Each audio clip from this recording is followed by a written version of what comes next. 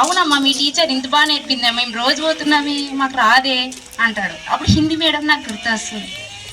అట్లా చంద్ర మేడం కూడా వాళ్ళు అట్లా కాదు నాన్న, ఇట్లా చుట్టాలంటే మీ అమ్మ ముగ్గు నేర్పిందే చుడుతున్నావు, నాకు రావట్లేదమ్మా అంటాడు నా కొడుకు, చిన్న కొడుకు. అది కాదు నాన్న, నాకు టీచర్ నేర్పింది, టీచర్ ఇట్లా చుట్టమనింది, నువ్వు ఇట్లా చుట్టాలా అని చెప్తా. అంటే అది కాదమ్మా, నువ్వు ముగ్గేస్తున్నావు కాబట్టి నీకు వస్తుంది, నాకు రాదు, మా టీచర్ నాకు ఇట్లా నేర్పుదు అంటాడు నా చిన్న కొడుకు. అట్లా కాదు నాన్న, టీచర్ వాళ్ళ మాట వింటేనే బాగా చదువుతావు అని నేను చెప్తున్నా ఉంటాను.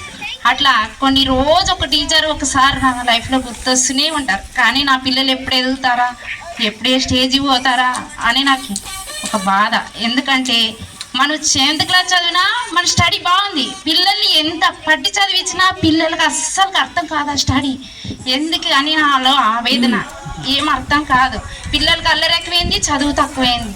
కానీ మనకు టీచర్లు ఎంత గొప్ప నేర్పినారో. అసలు 7th క్లాస్లోనే మనకు అసలు హిందీ రానప్పుడు ఈ టీచర్ వచ్చి మనల్ని అంత ప్రిపరేషన్ చేసి బోర్డు ఎగ్జామ్ రాపించింది. హిందీ టీచర్ మరీ మరీ గుర్తొస్తూనే ఉంటుంది నాకు.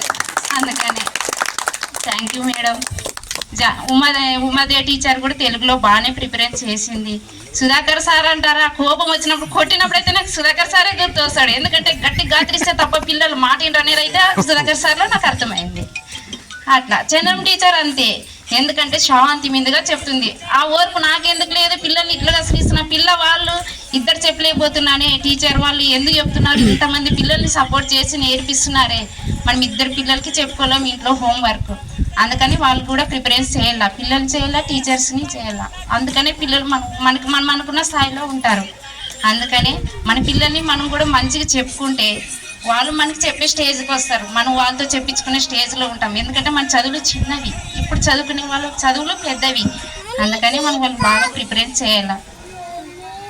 శ్రీరాములు సార్ వాళ్ళు కూడా అంతే, ఏదైనా కానీ అల్లరి చేసి ఏ అనడంలో ఫస్ట్ ఉంటాడు శ్రీరాములు సార్. అందుకనే వీళ్ళని ఏ అంటే ఏమమ్మా ఇది కూడా నేర్చుకున్నావా నువ్వు స్కూల్లో అంటారు నా కొడుకు. ఎప్పుడు మీ స్కూల్ గురించేనా, చిన్నప్పటి నుంచి జరిగిన వల్ల చెప్తావు కదమ్మా, మాకు ఎందుకమ్మా అంటాడు. కానీ నేను ఎప్పుడు స్కూల్ గురించి, స్కూల్ టీచర్స్, మా ఫ్రెండ్స్ గురించే చెప్తా పిల్లలకి. అమ్మ నువ్వు ఎప్పుడైనా కానీ ఇవే చెప్తావు కదమ్మా, మాకేం స్టోరీలు చెప్పవా అంటే, మాకు స్టోరీలు లేవు నాన్న, అప్పుడు స్టోరీలు రావు మాకేం చెప్పేస్తా. ఇంతే, ఈ జ్ఞాపకాలతోటి నేను గడుపుతూ ఉంటా.